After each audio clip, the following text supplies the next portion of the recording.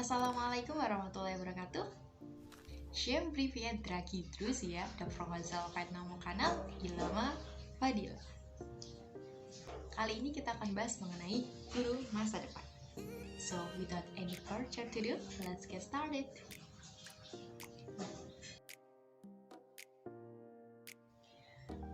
Beberapa waktu lalu, aku sempat ikut dua webinar yang keduanya sama-sama membahas mengenai guru masa depan. So, aku akan berbagi notes yang aku dapat atau key takeaways. Semoga bermanfaat. Yang pertama, keynote speech-nya ada Ibu Putu Putri Dina Laksmi. Bu Putri sharing banyak hal. Bicara guru masa depan, kita spesifik mungkin Indonesia 2045 kali ya. Jadi kita punya pilar visi Indonesia 2045 ada 4. Yang pertama, pembangunan SDM dan penguasaan ilmu pengetahuan dan teknologi. Lalu yang kedua, pembangunan ekonomi berkelanjutan. Yang ketiga, pemerataan pembangunan. Dan yang keempat, ketahanan nasional dan tata kelola kepemerintahan. So, posisi guru itu sebagai komponen yang penting ya. Di Jepang aja, guru itu sebagai unsur penting kebangkitan berdaulat bidang ekonomi. Lalu kalau di Finlandia, guru itu sebagai profesi terpenting. Sedangkan di Malaysia, negara tetangga kita, guru itu sebagai investasi utama pembangunan. Jadi memang menjadi guru itu harus dari panggilan jiwa ya, passion ya, mulia sekali gitu, dan juga harus mempunyai kompetensi. Nah, bicara profil guru masa depan itu artinya kita harus lihat seperti apa. Yang pertama, profil pendidikan masa depan, yang kedua profil siswa masa depan, dan yang ketiga tantangan kehidupan masa depan. Jadi pembelajaran masa depan yang pertama self-directed learning, yaitu pembelajaran yang diarahkan oleh siswa itu sendiri. Jadi pembelajaran yang merdeka dan memerdekakan. Jadi pembelajaran yang bukan hanya intelektualitas dan materialistis aja. Lalu yang kedua, multi-source. Jadi pembelajarannya multi-sumber belajar. Bukan hanya dari guru, tapi juga bisa YouTube, internet, dan lain-lain. Yang ketiga, lifelong learning, pembelajaran sepanjang hayat. Yang keempat, ICT based learning atau pembelajaran yang berbasis TIK, teknologi informasi dan komunikasi. Lalu yang kelima, adaptive learning atau pembelajaran yang adaptif. Lalu yang keenam, growth mindset atau pembelajaran yang membangun cara pandang. Next, profil pelajar Pancasila. Kita bisa lihat dari nilai-nilai yang ada di Pancasila. Ada beriman, bertakwa kepada Tuhan Yang Maha Esa, dan berakhlak mulia, berkebinekaan global, bergotong royong, kreatif, bernalar kritis, dan juga mandiri. Ini key takeaways dari seminar online yang kedua. Keynote speech-nya itu Iwan Syahril PhD. Beliau staf khusus Mendikbud bidang pembelajaran. Profil guru masa depan.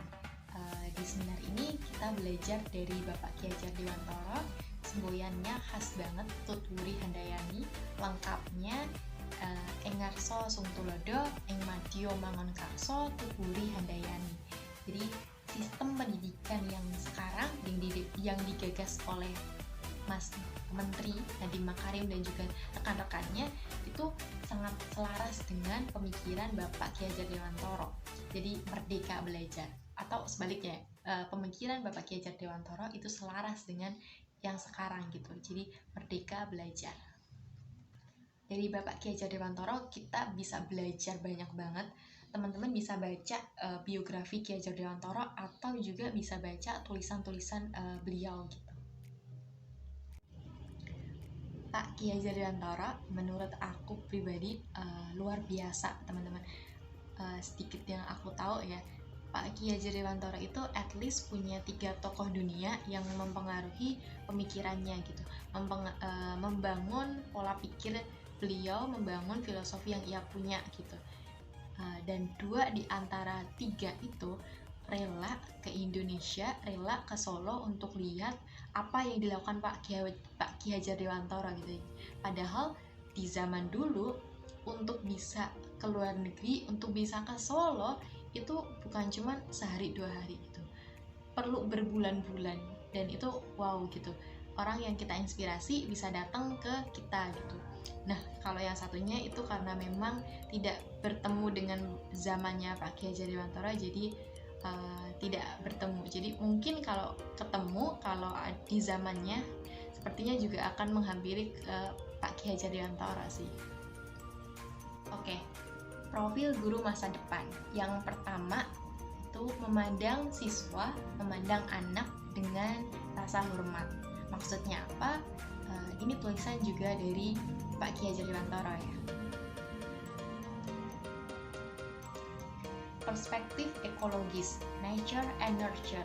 Jadi pendidikan itu hanya bisa menuntun, namun faedahnya bagi hidup tumbuhnya anak sangat besar. Pendidik itu ibarat petani. Seorang petani yang menanam padi hanya dapat menuntun tumbuhnya padi. Ia dapat memperbaiki kondisi tanah, memelihara tanaman padi, memberi pupuk dan air, membasmi ulat-ulat atau jamur-jamur yang mengganggu hidup tanaman padi, dan lain sebagainya. Meskipun pertumbuhan tanaman padi dapat diperbaiki, tetapi ia tidak dapat mengganti kodrat irodatnya padi. Misalnya, ia tak akan dapat menjadikan padi yang ditanamnya itu tumbuh sebagai jagung.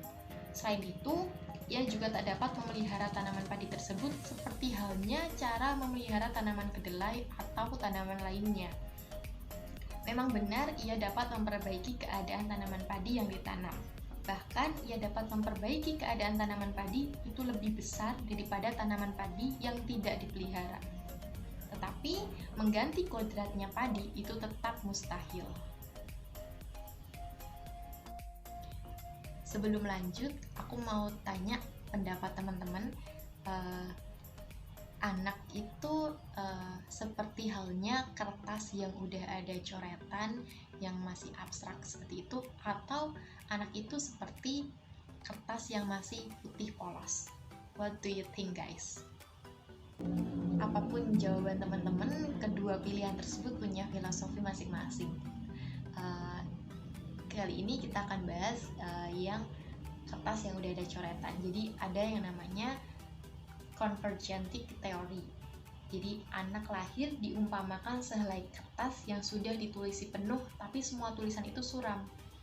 Pendidikan berkewajiban dan berkuasa menebalkan segala tulisan yang suram dan berisi baik, agar kelak nampak sebagai budi pekerti yang baik. Segala tulisan yang mengandung arti jahat hendaknya dibiarkan, agar jangan menjadi tebal, bahkan jika bisa dibikin lebih suram. Pendidikan hanya tuntunan di dalam hidup tumbuhnya anak-anak. Hidup tumbuhnya anak-anak itu terletak di luar kecakapan atau kehendak kita kaum pendidik. Anak-anak itu sebagai makhluk, manusia, dan benda hidup, sehingga mereka hidup dan tumbuh menurut kodratnya sendiri. Kita kaum pendidik hanya dapat menuntun agar dapat memperbaiki lakunya, bukan dasarnya, hidup dan tumbuhnya anak-anak. Yang kedua, mendidik secara holistik. Di kerangka utama filosofi Ki Hajar Dewantara, pendidikan holistik itu budi pekerti. Jadi budi itu bisa dibilang batin, trisakti, pikiran, rasa, kemauan, atau bisa dibilang cipta, rasa, dan karsa. Dengan pekerti itu yang lahir tenaga, raga, seperti itu. Jadi tidak ada dua budi pekerti yang sama, sehingga kita dapat membedakan orang yang satu dengan lainnya. Jadi kebersihan budi itu bersatunya cipta, rasa, dan karsa. Jadi tajamnya pikiran, halusnya rasa, kuatnya kemauan.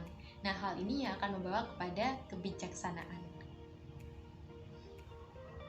Lalu yang ketiga, mendidik secara relevan atau kontekstual. Oke, sampai sini dulu. Kita ketemu lagi on the next video. Assalamualaikum warahmatullahi wabarakatuh. See you. Spasiba. Paka-paka.